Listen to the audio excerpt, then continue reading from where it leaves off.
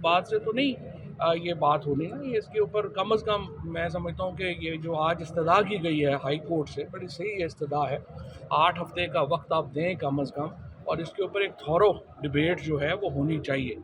अदालती रिफॉर्म्स एक मामला है, अदालती इस्लाहात एक और मामला है, और वज़ीर आज़म और हुकूमत के मातहत करना अदालत को, ये एक और मामला है। अगर इंतज़ामिया के मातहत कर दी जाए अदालत, तो उससे तो फिर हमारा जुडिशल स्ट्रक्चर ही ख़त्म हो गया। फिर तो जो सेपरेशन का प्रिंसिपल है वही ख़त्म हो गया। और इसको देखें, मैं तो समझता हूँ कि हुकूमत को और एस्टैब्लिशमेंट को गलत राय दी गई है। अगर ये अमेंडमेंट आ भी जाती है तो इसका मतलब ये है कि पहले ही आप, पाकिस्तान एक सियासी अदम इस्तेहकाम का शिकार है, जहाँ पर पूरा जो पीटीआई जितनी जो बड़ी सियासी क़ुव्वत है उसको इलेक्शन में धांधली से बाहर किया गया। उसके नतीजे में एक सियासी अदम इस्तेहकाम है। अगर आप वकीलों को और जजों को भी एक चाहते हैं कि वो भी तहरीक शुरू करें, तो वो तहरीक तो शुरू होनी है। इस्लामाबाद में आपने कन्वेंशन देख लिया है, अब सिंध में कन्वेंशन होने जा रहा है। ये तहरीक लॉयर्स मूवमेंट नहीं रुक सकती इस अमेंडमेंट से। ये इफ्तिखार चौधरी की जो मूवमेंट है वो लोग भूल जाएंगे, ये बहुत बड़ी मूवमेंट होगी। और ये मैं समझता हूँ कि गलत मशवरा दिया गया है हुकूमत को और इस्टेब्लिशमेंट को कि इससे इस्तेहकाम आएगा। तो मेरे ख्याल में आज जो पटिशन्स फाइल हुई हैं उन पे ज़रूरत है कि हाई कोर्ट उन पे अमल करें। 8 हफ्ते के लिए ये पटिशन जो है वो फ़िलहाल कॉन्स्टिट्यूशन अमेंडमेंट का मामला रोका जाए, उसके बाद बैठ के डिबेट करके इसको फिर आगे चलें। अमीरुद्दीन खान साहब को चीफ जस्टिस बनाने की कुछ वज़रात सोच रहे हैं, खबरें हैं। देखिए, मेरे ख्याल में कोई भी ऑनरेबल आदमी जो मौजूदा है वो तो बनना ही नहीं चाहिए, उसे कॉन्स्टिट्यूशन कोर्ट का अहदा कबूल ही नहीं करना चाहिए। और अगर ऐसा कुछ हुआ तो फिर इसके नतीजे में देखें बड़े रेजिग्नेशन आएंगे सुप्रीम कोर्ट से भी और हाई कोर्ट से भी। क्योंकि मैं जानता हूँ बहुत सारे जो जजेज़ हैं, और मेरा एक इस सिस्टम के अंदर जो लोग हैं उनके भी मेरे है जो मैं समझता हूँ कि वहाँ पे क्या वाइब्स चल रही हैं, बहुत बड़ी रेजिग्नेशन है। अच्छा, फवाद चौधरी साहब, हमने देखा कि अली अमीन गंडापुर पर काफ़ी तनकीद हो रही है। जो कॉल ऑफ किया एहतजाज वो केपी हाउस चले गए, उसके बाद अगले दिन पेशावर पहुंच गए। बहुत तनकीद हो रही है विद इन पार्टी भी। दूसरी तरफ डील की खबरें भी हो रही हैं कि शायद उन्होंने कोई डील के नतीजे में सब कुछ इमरान खान के साथ मुशावरत करने के बाद किया। एज ए सीनियर पॉलिटिशियन क्या लगता है, ये वाकई डील हुई है कोई? देखिए, एंगेजमेंट की ज़रूरत तो हर वक्त रहती है, लेकिन हम को मिलिटेंट तो नहीं है ना कि जो बंदूकें उठा के वो मारगला की पहाड़ियों पे चले जाएंगे या तोपखाना अपना शुरू कर लेंगे। तो एंगेजमेंट तो होनी ही चाहिए, और अगर ये अमीन गंडापुर साहब की एंगेजमेंट हुई है तो वो बिल्कुल सही है। और सिर्फ ये है कि जो पार्टी है उसको अपने कारकुनों को बतौर चारा तो इस्तेमाल नहीं करना, उनको आप एतमाद में लेके जो भी करना है आगे बढ़े। इमरान खान की जो मुलाकातों के ऊपर पाबंदी है, ये जब हटेगी तो फिर ही ये धुंध भी हटेगी। क्योंकि अभी तक जब तक इमरान खान की मुलाकातों पे पाबंदी है, इस सारे मामले में एक धुंध छाई हुई है।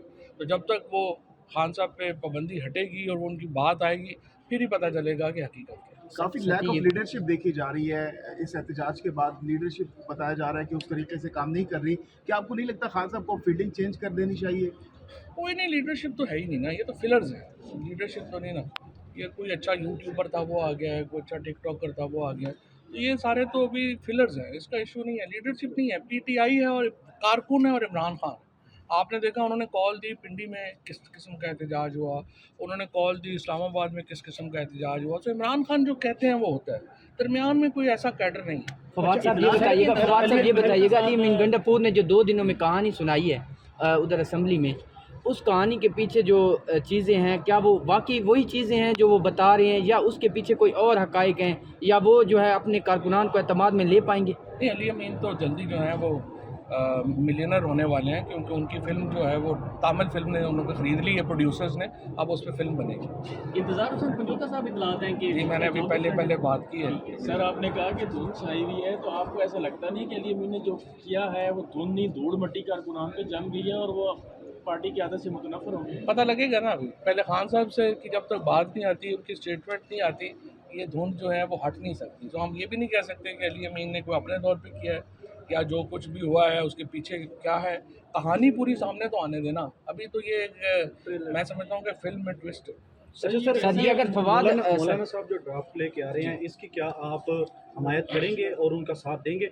वो मौलाना फजलुर रहमान कहते हैं कि पीटीआई भी मेरे साथ है और वो भी इस चीज़ पर इत्तफाक करते हैं। JUI ने अपना ड्राफ्ट PTI से शेयर किया है, ये मुझे पता है। और जो उसमें उन्होंने तजावीज़ दी हैं वो असल में सीरियस रिफॉर्म की तजावीज़ है, जो अभी तक ज़ाहिर लग रहा है मुझे। اس میں انہوں نے کہا ہے کہ فیڈرل شریعت کورٹ نہیں ہونی چاہیے، کانسٹیٹیوشن میں آپ بینچ بنا دیں، کانسٹیٹیوشن بینچ بنا دیں۔ اس کے بعد انہوں نے کہا کہ پارلیمانی کمیٹی کو اور جو ججز کمیٹی ہے اس کو اکٹھا کیا جانا چاہیے، پارلیمنٹ کا رول بڑھانا چاہیے ججز کی اپوائنٹمنٹ میں، وہ بھی بالکل صحیح بات ہے۔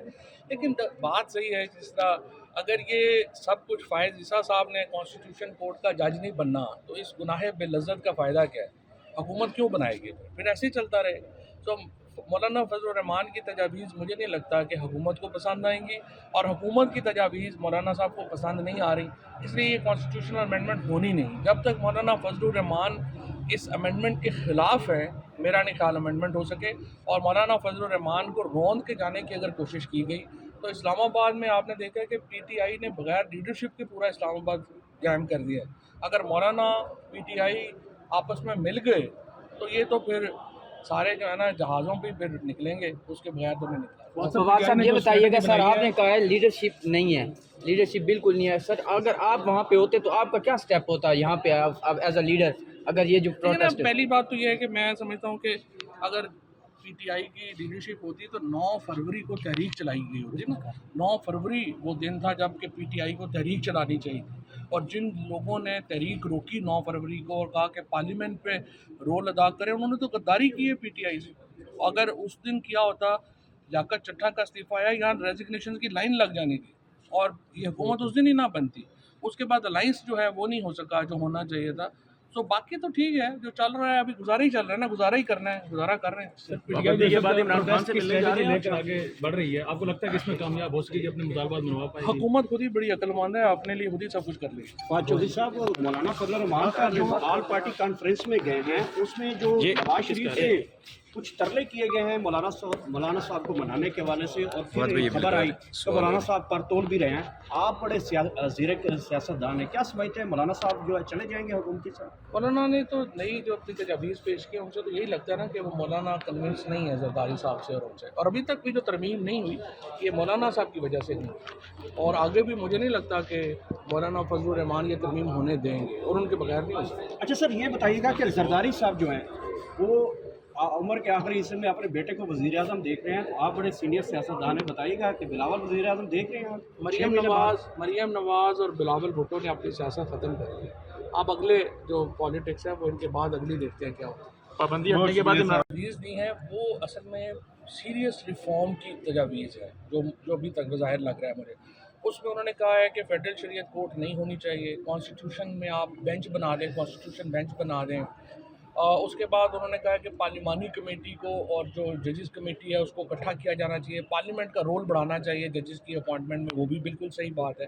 لیکن بات صحیح ہے، جس طرح اگر یہ سب کچھ فائز عیسیٰ صاحب نے کانسٹیٹیوشن کورٹ کا جج نہیں بننا تو اس گناہ بے لذت کا فائدہ کیا ہے؟ حکومت کیوں بنائے گی؟ پھر ایسے ہی چلتا رہے۔ تو مولانا فضل الرحمان کی تجاویز مجھے نہیں لگتا کہ حکومت کو پسند آئیں گی، اور حکومت کی تجاویز مولانا صاحب کو پسند نہیں آ رہی، اس لیے یہ کانسٹیٹیوشنل امینڈمنٹ ہونی نہیں۔ جب تک مولانا فضل الرحمان اس امینڈمنٹ کے خلاف ہے، میرا نہیں خیال امینڈمنٹ ہو سکے۔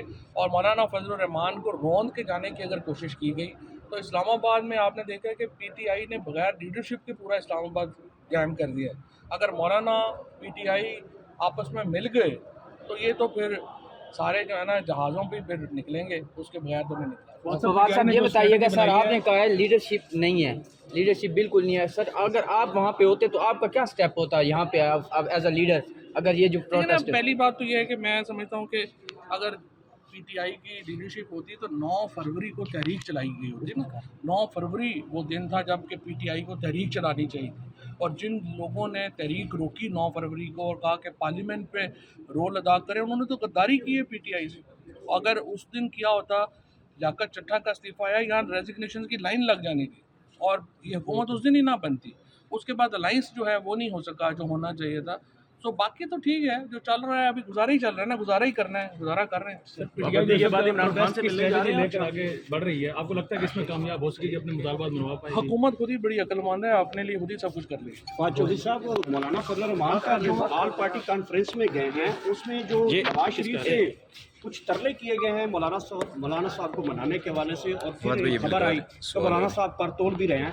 आप बड़े सियासतदान हैं, क्या समझते हैं मौलाना साहब जो है चले जाएंगे हुकूमत के साथ? मौलाना ने तो नई जो अपनी तजावीज़ पेश की उनसे तो यही लगता है ना कि वो मौलाना कन्विंस नहीं है जरदारी साहब से और उनसे, और अभी तक भी जो तरमीम नहीं हुई ये मौलाना साहब की वजह से नहीं हुई, और आगे भी मुझे नहीं लगता कि मौलाना फजलुर रहमान ये तरमीम होने देंगे, और उनके बगैर नहीं हो सकती। अच्छा सर, ये बताइएगा कि जरदारी साहब जो हैं वो उम्र के आखिरी हिस्से में अपने बेटे को वज़ीर आज़म देख रहे हैं, तो आप बड़े सीनियर सियासतदान हैं, बताइएगा कि बिलावल वज़ीर आज़म देख रहे हैं? मरियम नवाज़ और बिलावल भुट्टो ने अपनी सियासत ख़त्म कर दी। अब अगले जो पॉलिटिक्स है वो इनके बाद अगली देखते हैं क्या होता है। पाबंदी हटने के बाद